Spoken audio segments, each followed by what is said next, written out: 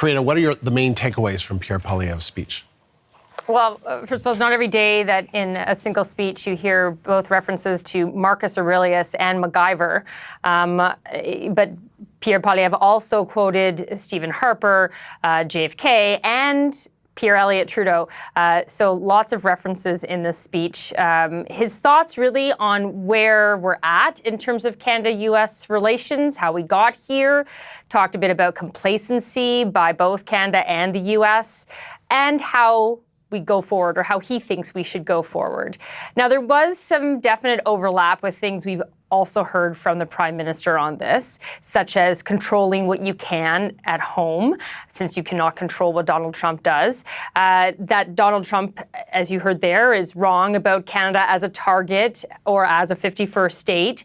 But there was a real effort to also differentiate. And that is especially true in terms of the time we're at. So have a listen to the first clip on that.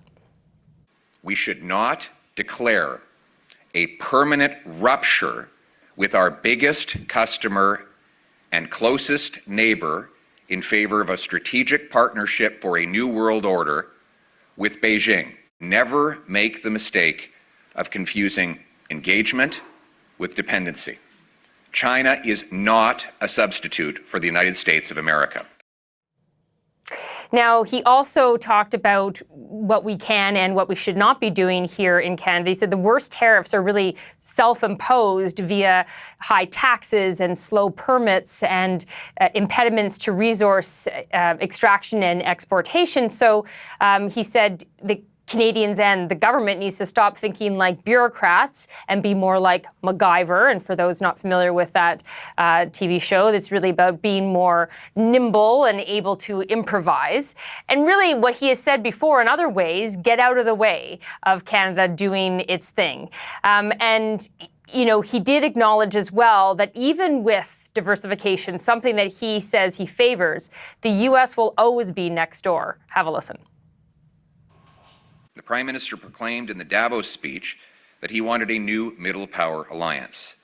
Actually, there's nothing new about it at all. We already have that. We've had it for years. In fact, Canada already has free trade with over 50 other countries, and most of them are middle powers.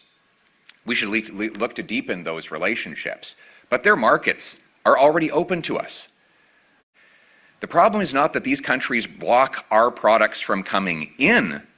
It's that our own government blocks our products from getting out.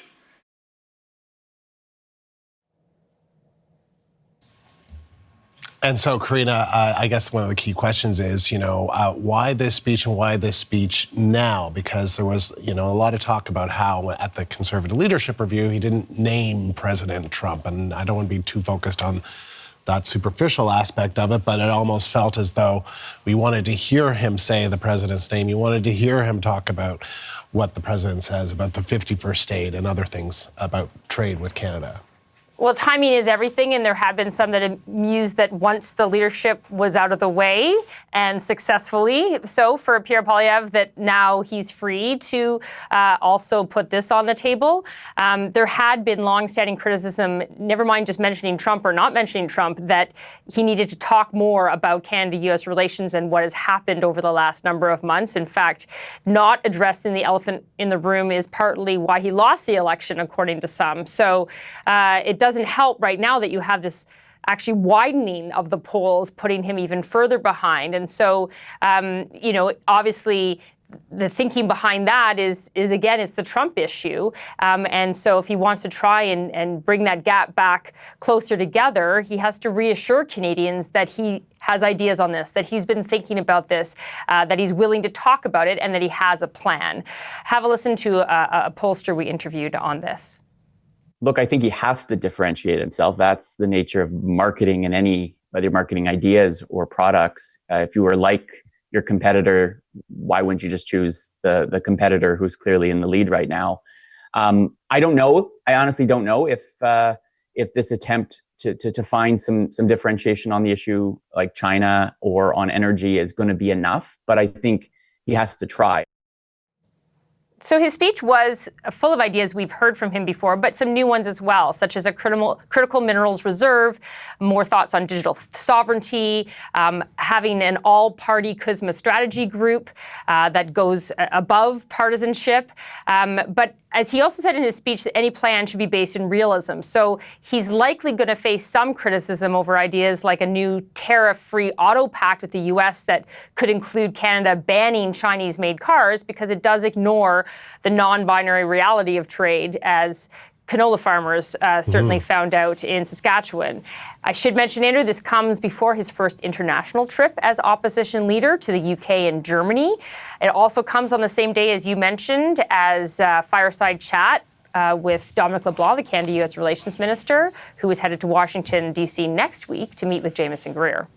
And we should point out, Donald Trump says over and over again, we don't need Canadian cars, we want cars made in the U.S. So how all that works when it comes to car production, we'll see. The CBC's Karina Roman in Ottawa. Thank you.